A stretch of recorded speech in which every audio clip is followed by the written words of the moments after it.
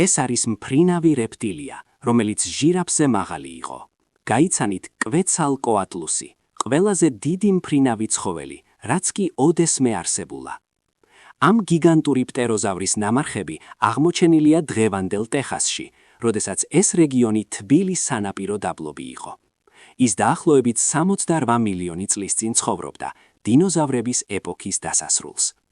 ხმელეთზე დგომისას მისი სიმაღლე 5,5 მეტრს აღწევდა, რაც თანამედროვე ჟირაფის სიმაღლეა. მისი ფრთების გაშლილობა 9 მეტრზე მეტი იყო, რაც პატარა თვითმფრინავზე მეტია.